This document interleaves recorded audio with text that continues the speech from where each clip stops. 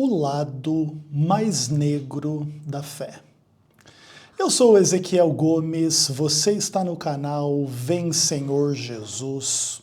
E eu sei que eu prometi para vocês no vídeo anterior que o próximo vídeo seria a continuação da série sobre hermenêutica, mas eu tô com a minha cabeça um pouco cheia assim, em relação a um trabalho que eu fechei e que eu preciso entregar daqui a algum tempo. Então eu estou correndo, hoje inclusive eu passei o dia inteiro atrás disso, etc, etc, etc. Então eu estou assim, sem tanto o tema da minha série sobre hermenêutica na cabeça, pensando o tempo todo para poder vir aqui entregar o conteúdo, tá?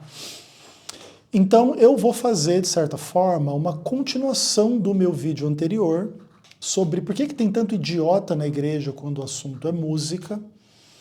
E quando eu terminei de gravar aquele vídeo, eu me fiz alguns questionamentos assim de forma mais ampla, não tanto em relação ao assunto da música em si, mas por que a igreja assim tem um lado muito perverso, muito complicado, muito ruim, muito triste? E eu pensei bastante coisa, inclusive anotei algumas dessas coisas que eu pensei. E hoje eu vou explorar um pouco mais essas questões com vocês. As coisas que eu vou falar aqui não tem que ver com a discussão sobre música, tá? Ainda que podem ter que ver de forma secundária, mas tem que ver com um problema bem mais complicado e bem mais fundamental do que os problemas assim, em relação a percepções, e opiniões e teorias que existem dentro da igreja a respeito de música. E eu decidi, né, chamar esse vídeo assim de o lado mais negro da fé. Eu pensei em vários títulos, assim, várias coisas que eu poderia colocar como título aqui. Por exemplo, eu poderia dizer assim, por que tem tanto idiota na igreja de forma geral? O lado negro da igreja adventista do sétimo dia poderia chamar a atenção de muitas pessoas. Mas eu decidi abordar a coisa de uma perspectiva mais ampla, assim, tipo, o lado negro da fé, porque é isso que a gente vai conversar aqui, tem implicações para muito além da comunidade adventista do sétimo dia. Isso aqui é um problema complexo da humanidade. Então, eu quero deixar desta maneira, assim, geral, ainda que eu falo de uma perspectiva adventista, então muitas coisas para os adventistas podem fazer um sentido especial, assim. Mas quem não for adventista e quiser assistir o conteúdo também pode enxergar e entender as coisas que eu vou falar aqui, como também se referindo à experiência da fé cristã ou não cristã em outros contextos. É um pouco difícil a gente abordar as coisas negativas dos grupos aos quais a gente pertence.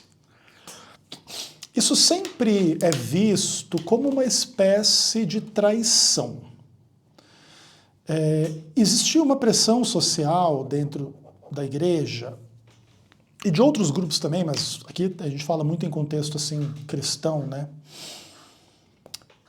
Existe uma certa pressão social, assim, para que os aspectos negativos de uma comunidade não sejam explorados, identificados, expostos e trabalhados, assim, por quem faz parte daquela comunidade. Porque é como você ter defeitos como ser humano e ficar explorando e identificando e expondo os seus próprios defeitos. Isso é uma coisa meio antinatural, né, para os seres humanos.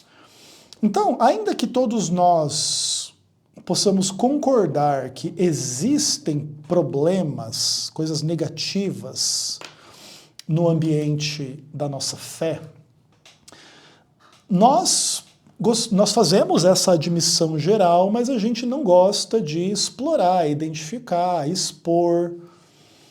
E especialmente a gente não gosta de quem faz isso. Porque, em geral, a ideia é que quem faz isso é inimigo e não amigo. E essa é uma convicção muito comum entre os cristãos, com a qual, assim, eu discordo profundamente. A palavra de Deus, né, a Bíblia, ela provavelmente fala mais coisas negativas do que positivas se a gente pegar cada sentença bíblica, vamos dizer assim, cada versículo da Bíblia e a gente ter que dizer assim, esse texto aqui, ele é positivo ou negativo? Por exemplo, eu abri a Bíblia aqui aleatoriamente, tá? O Salmo 140. Livra-me, Senhor, do homem perverso, guarda-me do homem violento. Então, o clamor por livramento já implica uma situação perigosa, negativa, ruim, ou injusta, ou tudo que não presta. Por parte de um homem aqui identificado como perverso. A necessidade de ser guardado do homem violento. Aí o verso 2. Então, veja, por exemplo, no verso 1, né? Não é só, tipo assim, um verso negativo. É um verso com vários contextos negativos. A necessidade do livramento, o homem perverso, o ser guardado do homem violento, cujo coração maquina iniquidade e vive forjando contenda. Então, é um coração que maquina iniquidade, ressoa, por exemplo, o tema lá do Gênesis, né, que o coração do homem era perverso o tempo todo, não sei o quê.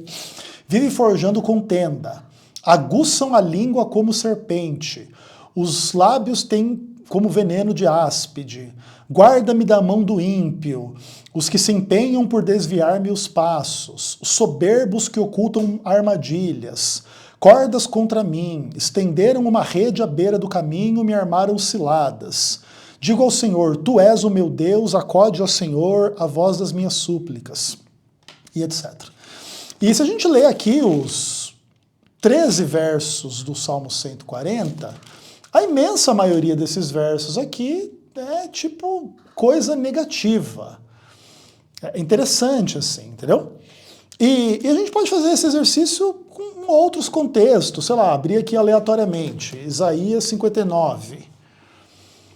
Eis que a mão do Senhor não está escolhida para que não possa salvar, nem surdo o seu ouvido para que não possa ouvir. Mas as vossas iniquidades fazem separação entre vós e Deus, e os vossos pecados encobrem o seu rosto de vós, para que ele não vos ouça. Porque as vossas mãos estão contaminadas de sangue, vossos dedos de iniquidade, vossos lábios falam mentiras, vossa língua profere maldade. Ninguém há que clame pela justiça, ninguém que compareça em juízo pela verdade. Confiam no que é nulo, andam falando mentiras, concebem o mal e dão à luz a iniquidade. Chocam ovos de áspide, tecem teias de aranha. O que comer os ovos dela morrerá, e se um ovo é pisado, sai-lhe uma víbora. É impressionante, assim, né? A quantidade de coisas negativas. Não quer dizer que também não tem muita coisa positiva na Bíblia, claro que tem. Mas é muito interessante, assim, a gente perceber essas coisas. Abri aqui aleatoriamente, Ezequiel capítulo 9. Passa pelo meio da cidade, pelo meio de Jerusalém, e marca com um sinal a testa dos homens que suspiram e gemem por causa de todas as abominações que se cometem no meio dela. É negativo em cima do negativo, é um monte de coisa pesada e ruim e complicada, e etc, e etc, e etc.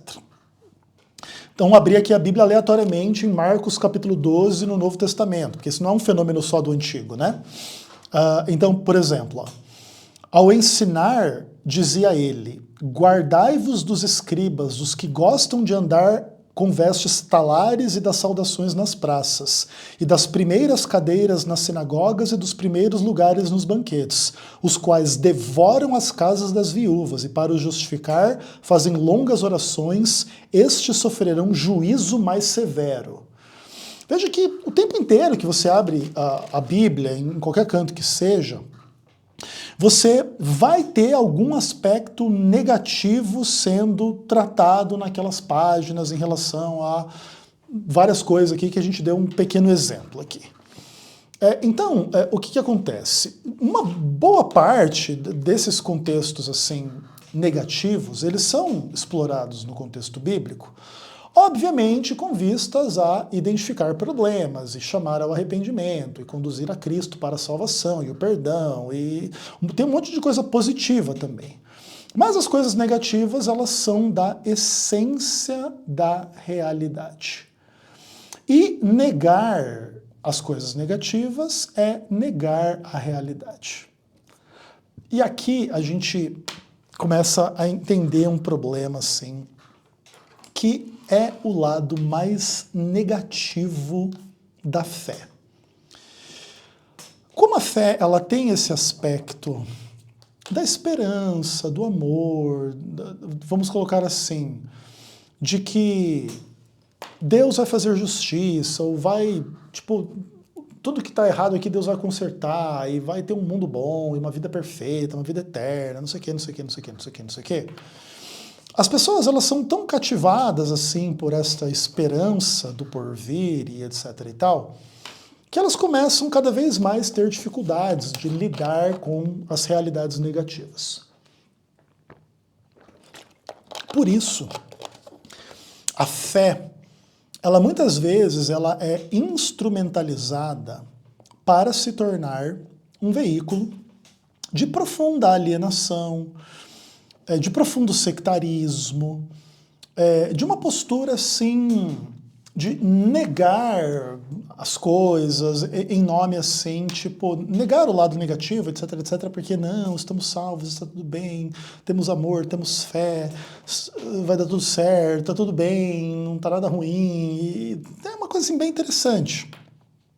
Que por um lado é uma tentativa nobre de ter uma postura positiva e bonita e legal e tipo assim, melhor na vida do que uma postura, sei lá, que seja ou crítica, ou duvidosa, ou maligna, ou sei lá o quê, mas que acaba escondendo, assim, uns problemas bem interessantes. E eu queria falar sobre esses problemas. E aí eu anotei vários deles aqui, que não tem nenhuma ordem, nem lógica, nem de importância, mas que me parecem todos fluir desse contexto que eu estou tentando explicar para vocês aqui. De que, tipo assim, o mundo, a realidade, a vida, ela tem esse lado maligno, pesado, com o qual é difícil lidar. Todos nós estamos num processo de envelhecimento e morte, todo mundo ao nosso redor está envelhecendo e morrendo, nada é do jeito que deveria ser, e muitas coisas são muito perversas e muito erradas e muito ruins. Existe muito mal, muita injustiça, muita maldade nos contextos familiares, ou políticos, ou religiosos, ou em qualquer contexto que você puder imaginar. Crimes, desgraças, pobreza, doença, miséria, e todo tipo de pecado, todo tipo de crime. Então é tudo muito pesado, assim, na real. E chega uma hora que quando a gente começa a colocar o nosso coração assim em coisas que é para ser além disso, a gente começa a cansar da realidade, a gente começa a querer fugir e começa a existir um monte de coisas assim que é muito engraçada. Os religiosos, eles adoram criticar os drogados. E uma das principais questões assim que faz os religiosos criticarem os drogados tem que ver com uma certa covardia da pessoa que usa drogas de querer, de alguma forma, escapar dos seus problemas através da bebida ou da droga mesmo, essas coisas assim. A droga como uma fuga da realidade, né? Então, no momento que você está fumando, bebendo, usando todo tipo de droga, você, tipo, esquece da realidade ou dos problemas, sei lá do quê, e você, tipo, dá uma fugida da realidade. E aí você se vicia naquilo, e você tem dificuldade de parar, porque você tem dificuldade de lidar com as realidades. Então, quanto mais você se afunda naquilo, pior é a sua vida, e o cristão olha para o drogado e diz assim, tá vendo? Você quer fugir da realidade, você se vicia, você é uma pessoa ruim, tal. Mas o que acontece? A religião, para algumas pessoas, ela é uma coisa muito parecida com a droga nesse aspecto. a pessoa se afunda ali na religião, se vicia naquilo ali, aquela perspectiva de ir para o céu, de que tá tudo bem, Deus já resolveu, Deus já salvou, Deus abençoou, e Deus para todo lado. E isso também é uma fuga da realidade para não encarar certas questões. E esse é um ponto, assim, muito interessante. E aí, uma das coisas que eu anotei aqui, que é a primeira que eu vou comentar com vocês, tem que ver com algo que surge nesse contexto como um todo. Acima de tudo, assim, eu acho que a principal questão, assim, que está por detrás de todo o dilema, assim, espiritual da humanidade, dentro do contexto negativo, tem que ver com medo. O medo é a grande realidade. Ou pelo menos uma das grandes realidades, uma das realidades fundamentais da vida humana. E o medo é uma coisa, assim, muito importante por um lado e muito perigosa por um outro lado. Porque o medo, ele é importante para, inclusive, fazer a gente frear um monte de coisas que, se a gente não tivesse medo, a gente faria. Então, sei lá, você tem medo de ser atropelado, você presta atenção na hora de atravessar a rua. Se você não tivesse nenhum medo de ser atropelado em nenhum contexto, você colocaria na frente de um carro, porque você não teria medo nenhum de ser atropelado. E você seria atropelado. Então, o medo, ele tem essa função super importante, assim. Se você não tivesse um medo de ter uma gravidez indesejada ou de ter uma doença venérea, você poderia transar com muito mais pessoas em muito mais contextos. Ou se ninguém tivesse medo nenhum relacionado a questões sexuais, de gravidez indesejada, ou de doença, ou de amar alguém que não te ama, de ser rejeitado, ser usado, ser abusado, um monte de coisas. Assim, um monte de medo, porque é um monte de coisa que pode acontecer teoricamente. Então, o medo, ele tem essa função importante. Mas, a depender da sua saúde ou falta de saúde mental, o medo começa a se tornar perigoso, porque agora, em nome das coisas ruins que pode acontecer, você não faz nada e você não vive com medo do que pode acontecer com você, se você transar, ou se você andar na rua, ou se você fizer trabalhar, ou se você fizer qualquer coisa, entendeu? Porque tudo envolve medo em tese. Por exemplo, você não sai de casa porque você tem medo de ser assaltado. Você não fica em casa porque você tem medo do prédio cair e você morrer soterrado. Porque se você for fazer com que o medo guie a sua vida, você pode ter medo de todas as coisas. Então, o medo é uma das grandes realidades, assim, né? E o medo, obviamente, ele é explorado ad infinitum, assim, no contexto da fé. Tanto de um aspecto importante e positivo nesse aspecto, por exemplo, assim, uma real cautela, porque de fato as coisas podem ser ruins, então existe um aspecto normal do medo, mas também o medo, ele pode ser explorado acima do que deveria para fins religiosos, né? Essas doutrinas de inferno eterno, de não sei o quê, um monte de coisa, assim, tudo vem desse fenômeno, assim, que é o lado mais negro da religião, é você explorar o medo das pessoas de uma forma maligna. Você usar o medo das pessoas para educá-las para uma vida correta não é um problema. Você usar o medo das pessoas para controlá-las, para que elas façam o que você quer, é um problema. E existem esses dois aspectos dentro da religião, na fé. Você tem um uso correto do medo e que vai fazer você evitar o adultério, o assassinato, ou a mentira, ou o mal, ou não perdoar, ou não amar, ou isso e aquilo, porque você tem medo de se perder, de não ser perdoado, de você desonrar a Deus e um monte de coisa. Mas também tem o medo que vai ter o lance do controle, né? Se você ouvir essa música, se você ver isso, não sei o quê, se você fizer isso aqui, se você não der o dízimo aqui, se você não fizer isso aqui desse jeito e tal, Deus vai te condenar e vai te mandar para o inferno e não sei o quê. E daqui a pouco vira um negócio assim cabuloso isso aqui. Isso é muito interessante. Mas os nossos medos, eles são contextualizados numa questão muito interessante, assim, né? por um lado, tem a ver com imaginações em relação, tipo, ao que pode ou não acontecer. Esse é um aspecto muito importante, assim, do fundamento do medo. E também, assim, o medo, ele tem que ver com o conhecimento de coisas ruins que já aconteceram. Porque a maior parte das coisas que a gente imagina que pode acontecer com a gente é porque a gente intui ou a gente sabe que já aconteceu com alguém. Então, algum prédio um dia caiu na cabeça de alguém. Então, eu estou morando aqui num prédio. Pô, eu posso ter medo de que um prédio caia na minha cabeça. E mesmo que eu nunca tenha conhecido ninguém que morreu soterrado num prédio, eu posso intuir que isso poderia acontecer ou se houvesse uma má construção do prédio, o arquiteto, o engenheiro não fez o trabalho certo, ou que houvesse um terremoto para o qual você não está preparado. Aí você começa a imaginar, mesmo que você não saiba exatamente alguém que morreu disso, você intui, ou você já ouviu falar na televisão, aí você sabe, né? E é bem interessante, assim, né? Os medos e tal, e esse universo da imaginação. E uma coisa interessante é que a imaginação é uma das coisas mais importantes da humanidade, porque ela é um dos aspectos da nossa consciência, da nossa racionalidade e tudo mais. Então nem existe ser humano sem imaginação. Mas, pare para pensar você. Se você 10 anos atrás você imaginasse como que você estaria hoje, ou esses 10 anos que você passou. Você só acerta as imaginações absolutamente genéricas, assim, sei lá, por exemplo.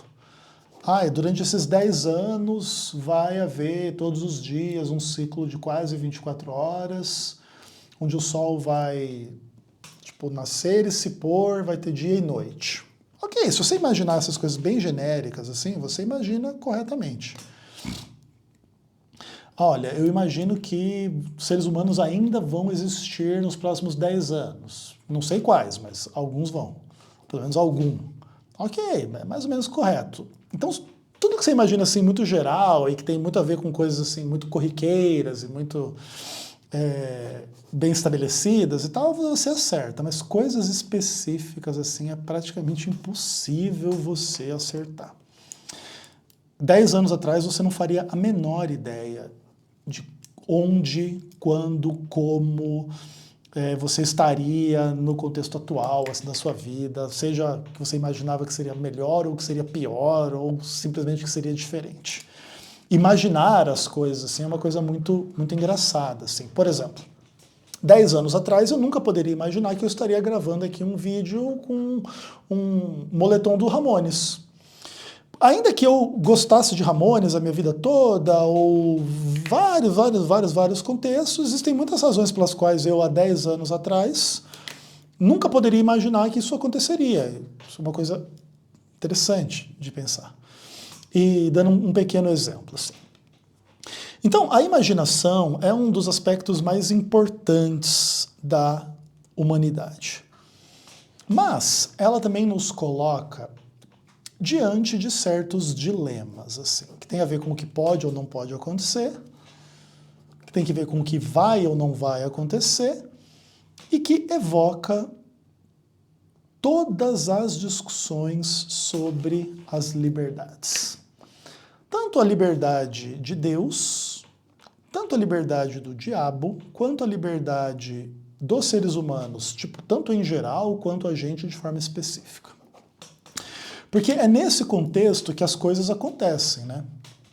Tudo que acontece na realidade, de alguma maneira, espelha algum tipo de exercício de liberdade por parte de Deus, do diabo ou das pessoas envolvidas naquilo que acontece.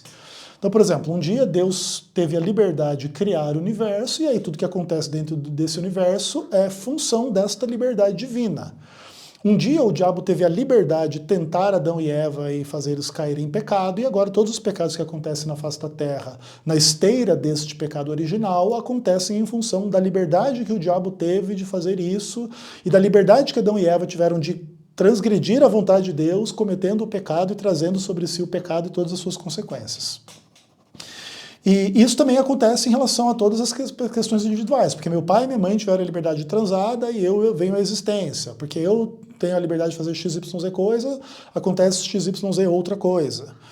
E é uma cadeia assim, de eventos e de questões muito interessantes, assim, e que ninguém tem controle. Isso é uma coisa muito interessante. Até pela existência do próprio pecado, a gente entende que nem Deus tem controle. Não no aspecto, tipo assim, que Deus não possa. É uma discussão um pouco complicada, mas o ponto é assim, tipo assim, Deus não exerce controle sobre a realidade para que ela seja artificialmente do jeito que ele, Deus, queria. Porque senão não existiria pecado, que é o oposto da vontade de Deus, né? Então, nesse aspecto, a realidade, ela não é o que Deus quer, ela não é o que o diabo quer e ela não é o que as pessoas querem. Nem de forma coletiva, nem de forma específica. A realidade não é o que ninguém quer. Mas a realidade é, de alguma forma, o resultado de um pouco do que todo mundo quer e um pouco do que todo mundo não quer.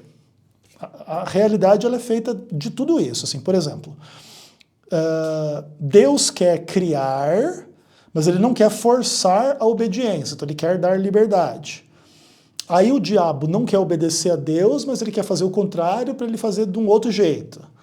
Aí Adão e Eva querem dar ouvidos ao diabo e não a Deus, porque são seduzidos ou convencidos de que talvez Deus esteja enganando ou coisa do tipo.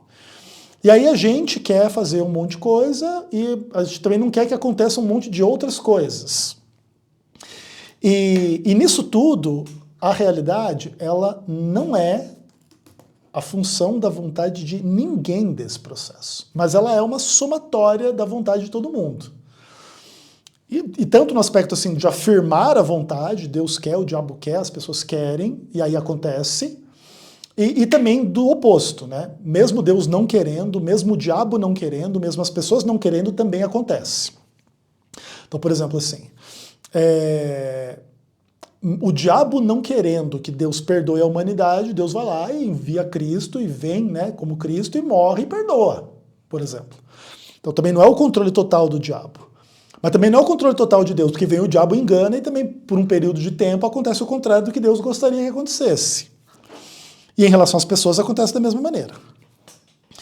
E quando a gente começa a olhar para isso assim, a gente tem um certo frio na espinha em função das questões da liberdade e das consequências que o exercício da liberdade faz com que se torne realidade. É uma coisa muito maluca de você pensar assim. Uma decisão nossa pode significar a vida ou a morte de outra pessoa, a salvação ou a perdição de outra pessoa, nos contextos das oportunidades de vida, de um monte de coisa assim que pode acontecer na vida de uma pessoa em relação a um monte de coisa, entendeu? Então, é muito interessante, assim. E os dilemas da liberdade, eles são muito complicados. Porque em alguns aspectos, a gente simplesmente não sabe o que escolher. Existem muitos contextos em que a vida, assim, apresenta um monte de dilemas, assim. Casar com essa pessoa ou não? Trabalhar nesse trabalho ou não, mudar desta casa ou não, ir para outra cidade ou não, conversar com esta pessoa ou não, sei lá, trocentas mil coisas, entendeu? Fazer essa faculdade ou não, comprar este carro ou não, comprar esta moto ou não, porque, por exemplo, essas coisas, elas podem significar coisas maravilhosas na sua vida ou coisas horrorosas na sua vida. Você comprar uma moto pode ser a moto com a qual você vai ganhar um monte de dinheiro e sustentar sua família, louvado seja Deus. Ou pode ser a moto com a qual você vai se acidentar e se quebrar inteiro, ou morrer. O casar com uma pessoa pode significar viver um grande amor e ter filhos e uma felicidade, mesmo que não seja perfeito, mas tipo assim, um relacionamento bom. Ou pode significar daqui a pouco tá tendo traição e uns matando o outro e todo tipo de problema grave assim, nos relacionamentos. Trabalhar num determinado trabalho pode ser a realização, pode ser a frustração da vida.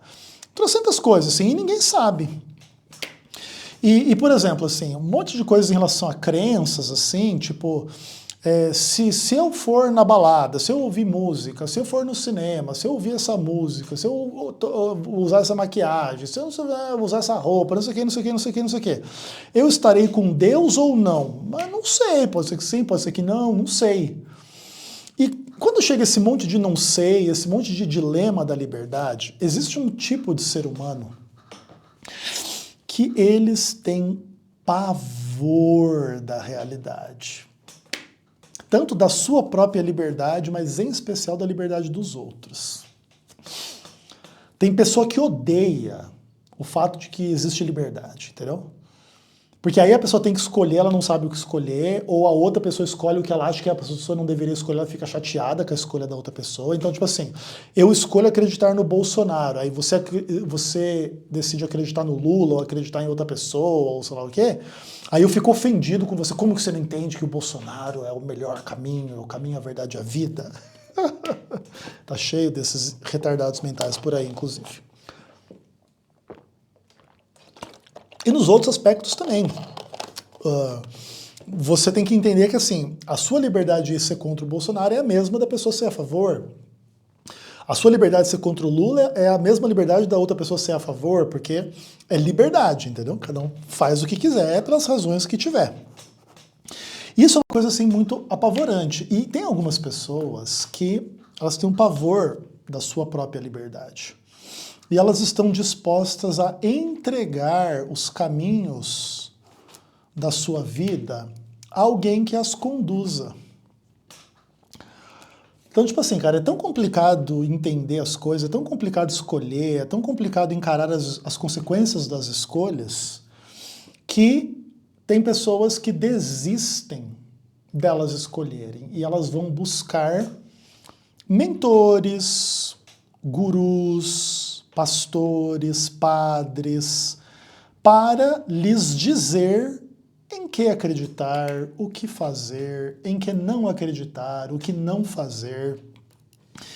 E esse aspecto, assim, é um dos aspectos mais negros, né, da religião, porque agora começa a se estabelecer uma relação complicada entre líderes e liderados. O lado mais negro da igreja tem que ver com a perversão desta relação. Quando Jesus fala sobre a relação entre líderes e liderados, Jesus fala que o maior é o que serve. Jesus inverte um pouco a lógica humana, né? A lógica humana é que quem serve está embaixo e quem é servido está acima. Aí Jesus fala, não, entre vocês cristãos, ou verdadeiros cristãos, é o inverso. O que serve é maior do que o que é servido. Mas essa teoria de Jesus, ela não é vivida na prática, no contexto da igreja de uma forma meio que geral, até porque ela é muito difícil, ela é meio antinatural, e aí a humanidade segue mais o seu caminho do que o caminho de Jesus na prática. A mesma coisa de dar a outra face, amar o inimigo, andar a segunda milha, dar a vida pelos seus amigos, etc. e tal. São coisas que os cristãos dizem que creem teoricamente, mas que é muito difícil praticar na realidade. Então, em ampla medida, a gente mais o oposto do que a gente deveria ser na prática do que não. Então, nós somos pecadores e, a despeito da gente dizer que crê no Evangelho, a gente tem muita incoerência com o Evangelho na prática, de uma forma meio que geral. E nas igrejas, existe a mentalidade de que, por mais que as pessoas não afirmem, né, de que o líder é o que está sendo servido e o liderado é o que serve, mas no aspecto assim, tipo assim, o líder é superior, ele está sendo servido, e o liderado é inferior e está servindo. E essa relação pervertida, ela começa a criar assim, um problema muito complicado. Em geral, esses liderados é um grupo heterogêneo, não é todo mundo igual, obviamente. Mas uma parte das pessoas lideradas pelos líderes da fé, eles são pessoas, como eu estava descrevendo, assim, pessoas que têm pavor da liberdade. E eles aceitam ser guiados pelos líderes na ilusão de que os líderes devem saber o que eles estão fazendo e eles têm o melhor interesse dele liderado no coração deles, então se o líder dizer que você não pode comer isso, beber aquilo, vestir aquilo, ouvir aquilo, assistir isso, assistir aquilo, todas essas proibições por parte dos líderes, elas são bem intencionadas e elas são corretas. E aí o liderado aceita e admite esta relação e vai existindo assim um contexto de abuso e perversão assim pesado, que espelha uma outra questão entre outras pessoas, que é a necessidade de exercer autoridade, ter influência e poder. Você já parou para pensar assim, por que algumas pessoas elas são tão perversas assim no contexto da sua família, ou da sociedade, ou de um grupo pequeno assim de pessoas? Tipo assim, vocês já ouviram falar essas histórias? Tipo de uns caras que tem uma filha, aí tranca a filha no porão, aí quando a menina faz 12, 13 anos de idade, fica transando com ela e fazendo a filha dele ter filho com ele e ter 2, 3, 4, 5, 10 filhos. Já ouviram essas histórias? O mundo de um cara desse, maluco da cabeça, é um negócio muito louco, assim, entendeu? Ele transa com a mulher dele, daí ele tem uma filha, aí ele quer transar com a filha, ele quer fazer um monte de filho na filha, e todo mundo gira em torno daquela personalidade, daquele maluco da cabeça, assim. Dentro desse mundo, esse cara, ele exerce muita autoridade, muita influência e muito poder. Pode ser que ele não seja um nada na sociedade, mas lá na casa dele, lá, ele fala, todo mundo cala a boca. Tipo assim, o cara faz o que quer, entendeu? E reina, e etc, e etc, e etc. E esse aqui é um exemplo interessante que a gente pode transpor para outras realidades. Existem pessoas que não conquistam muita proeminência social, em função de várias razões, assim, tipo, a vida ela é um pouco misteriosa nesse aspecto, assim, por exemplo, quem tem dinheiro, quem tem beleza, quem tem autoridade, quem tem poder político, quem tem poder econômico, um monte de coisas, assim, essas coisas elas são distribuídas de forma desigual entre as pessoas, então uns têm mais do que outros. Então, na sociedade, vai ter ali 1% das pessoas mais poderosas, mais bonitas, mais inteligentes, mais tudo isso, tudo aquilo. Mas entre os 99% que estão abaixo do 1%, teoricamente na lógica humana, não na lógica do evangelho, mas na lógica humana,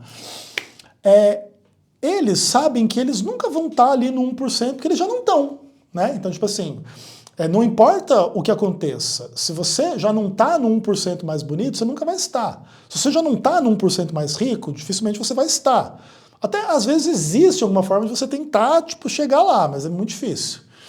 Então, em geral, tipo, ou você está lá no 1% das melhores ou das pessoas que têm a melhor vida no mundo, ou você está embaixo. Mas às vezes quando você está embaixo, você desiste de chegar no 1% superior da humanidade e você aceita tipo um destino menor, mas no qual você reina. Então, por exemplo, assim, o cara que tem a mulher dele e que tem uma filha com ele, que a filha mora no porão e que ele faz 200 filhos com a filha dele no porão, ele não é o presidente dos Estados Unidos. Ele já admitiu isso. Ele disse, cara, eu não comando esse treco aqui não, mas aqui no meu mundo aqui eu sou o presidente. Eu sou o cara, entendeu? E é bem interessante, assim, que tem muito a ver com, inclusive acho que até uma síndrome, se eu não me engano até, não sei nem se ela é reconhecida como um CID, né, uma doença, que é o tal da síndrome do pequeno poder, né? A pessoa, ela exerce um poder desse tamanhinho e ela já revela o caráter dela, né? Porque também tem um pouco a história, né, que você quer conhecer o caráter de uma pessoa, dar para ela algum tipo de poder. Pode ser dinheiro, pode ser influência, pode ser status, pode ser beleza, pode ser um monte de coisa. Mas é bem interessante isso. Então, você tem... E aqui, obviamente, que eu estou resumindo, e aí eu estou simplificando, porque é tudo bem complexo. Mas assim, você tem de um lado essas pessoas com a necessidade de serem conduzidas, e por outro, essas pessoas com necessidade de exercer autoridade e poder, e em geral, são dois grupos muito doentes do ponto de vista mental, espiritual e etc. Cara, e aí a merda tá feita, cara. É um negócio, assim, incrível, assim, é pesado. E é muito calcado no medo dos liderados e é muito calcado na ganância dos líderes. Que também é uma coisa muito essencial. Que, na verdade, não sei se ganância seria uma boa palavra, mas uma boa palavra seria vontade. Medo é uma realidade fundamental da vida e vontade também. Ter vontade. E aqui é o contexto assim do lado mais cabuloso que existe dentro das igrejas, que é a união desses líderes autoritários, mundanos, malignos, corruptos. E essa corrupção, ela não necessariamente envolve violência, transgressões sexuais e roubo. Elas podem envolver só o desejo de, tipo, liderar uma comunidade do ponto de vista de você ter as suas opiniões ouvidas e você ser reconhecido e você ter algum tipo de deferência social, assim. Isso é uma coisa, assim, curiosíssima da religião. Tipo assim, a pessoa no mundo, ela não é nada. Aí na igreja ela é um diácono e aquilo para ela basta como tipo um diadema de glória, de poder. Eu sou o diácono, eu sou o pastor, eu sou o ancião, eu sou não sei o quê. E não se engane que isso acontece só no mundo religioso, né? Essas coisas do tipo eu sou gerente, eu sou supervisor, eu sou CEO, eu sou não sei o quê, a psicologia é a mesma, tá? E em geral, assim, essas coisas também elas são um pouco assim, né? Tipo, existe uma luta pelas posições maiores e existe uma subserviência, uma dependência nas posições menores, mas que também às vezes é um pouco confortável, né? Existe uma luta nas posições maiores e um conforto nas posições menores. O que obviamente não é nem sempre o que acontece, mas enfim, acho que o geral um pouco é isso, acho que vocês entendem, né? Acho que a maioria das pessoas que me seguem aqui são adultas, né? Cara, então isso aqui é uma coisa muito interessante, assim. Agora, como que faz, assim, para navegar isso aqui sem você entregar, em nome do medo, a sua liberdade na mão de uma liderança ou sem exercer uma liderança maligna em cima dos outros? Como que a gente evita? Porque, por exemplo, assim, não tem problema nenhum você ser liderado ao invés de líder. E todos nós somos líderes em alguns contextos e liderados em outros. Você pode ser um liderado na sua empresa, ou você pode ser um chefe na sua família, ou você pode ser um chefe na sua empresa e ser liderado na sua família. Então, tipo, cada caso, cada pessoa, cada realidade é um pouco diferente. E a gente não assume um papel só na vida, depende do contexto, entendeu? Em um contexto você é o CEO da Coca-Cola. Aí você chega na sua casa e sua mulher manda em você. Ah, porque as crianças, não sei o quê, tem que fazer isso. Ah, não, tá bom, sim senhora, sim senhora, sim senhora. Assim. A gente não faz ideia, né, das realidades, como que é na prática na vida de todo mundo. Mas quando existe uma relação perversa entre esses dois grupos, dos líderes e dos liderados, que subverte a lógica do serviço, que subverte a lógica do amor, que subverte a lógica da justiça, para que a igreja seja um mero espelho da sociedade, como se não houvesse diferença entre ser uma igreja e ser um boteco, ou ser uma empresa, ou ser um governo, ou coisa do tipo, cara, você basicamente destrói a essência do que era para ser a fé, né? Isso é muito interessante, assim. Ou seja, a busca pelo conforto ou a busca pelo poder, elas, de certa forma, destroem aquilo que a igreja deveria ser.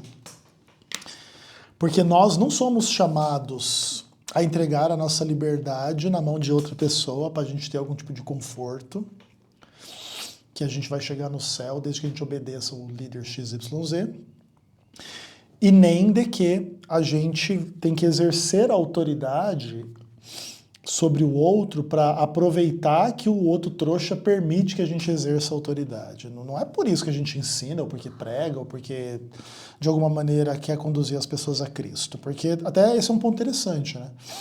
Conduzir as pessoas a Cristo não é conduzir as pessoas a nós. Inclusive, por isso também, igreja é meio que anticristo, né? Porque aí se você não for uma igreja de verdade, você é um anticristo, porque aí a tentação de se colocar no lugar de Cristo e dizer venha a mim, não venha a Cristo, é muito grande, né? Você tem que ter compromisso comigo, independentemente de Cristo, como se eu fosse Cristo, ou tipo assim, né? É muito interessante isso, cara. Esse é um dos pontos principais, assim, do conceito de anticristo. E é literalmente a igreja que é o bagulho, né? Que tem a ver com ser joio também, mas não só isso. Tem a ver com ser inimigo de Cristo, né? Porque, cara, esse é um ponto assim, muito interessante. Eu acho que Cristo fez as coisas dessa forma, acho que Deus fez as coisas dessa forma, porque você tem que ser meio que radical, assim, no seu entendimento e na sua prática com Deus, assim. Ou você é de verdade, tipo assim, de Deus mesmo, assim, ou você é inimigo dele. Não tem muito meio termo, assim, né? E claro, é difícil julgar quem é quem e como que cada um exerce a sua liderança ou o seu papel de liderado.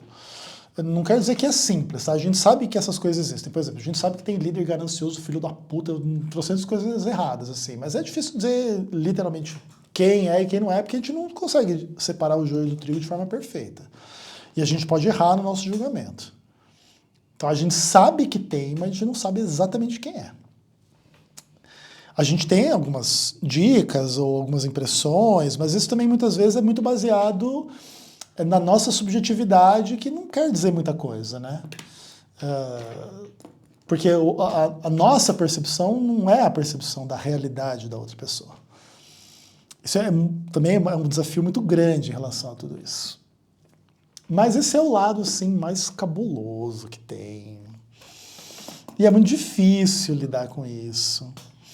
E a única maneira é, tipo assim, vamos dizer assim, a única maneira de escapar desses problemas, assim, é ser um cristão, uma cristã muito consciente desses problemas. Falar dessas coisas não tem o objetivo ou o resultado que se espera. Não é, assim, tipo, desanimar as pessoas da fé. É o contrário. É quando você entende o problema. Aí você entende a armadilha. Aí você tenta ser sincero com você na hora de lidar e como que resolve essa armadilha.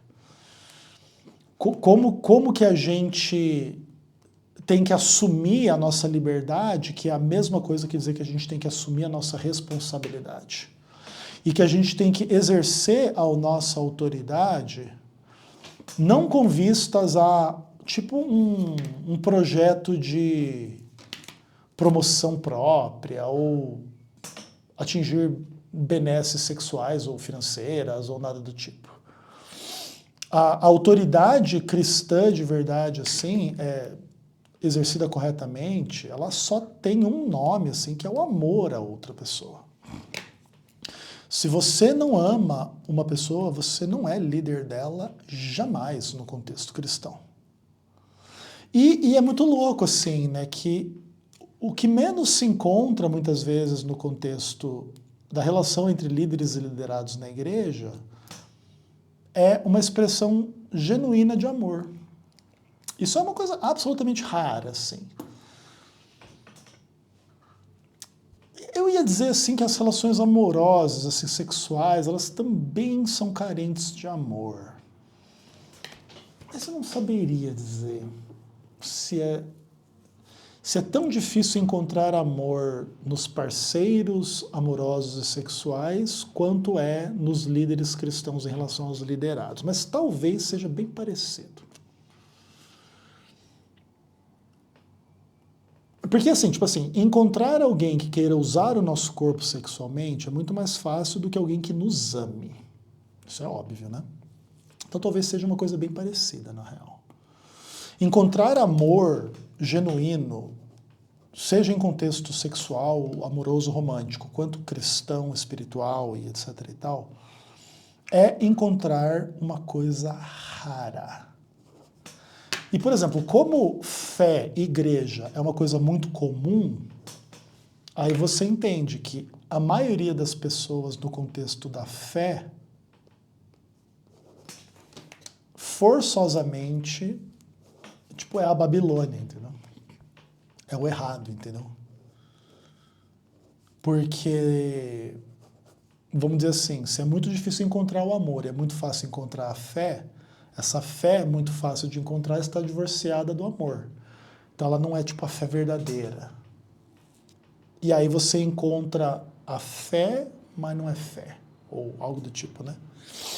Você encontra a crença que não se traduz em prática, você encontra uma teoria que é muito mais feita para enganar e para atrair do que para ser vivida de verdade. Isso é uma coisa muito interessante, assim, né? Porque na hora da teoria, cara, eu fico vendo às vezes algumas publicações do Facebook oficial da Igreja Adventista do Sétimo Dia.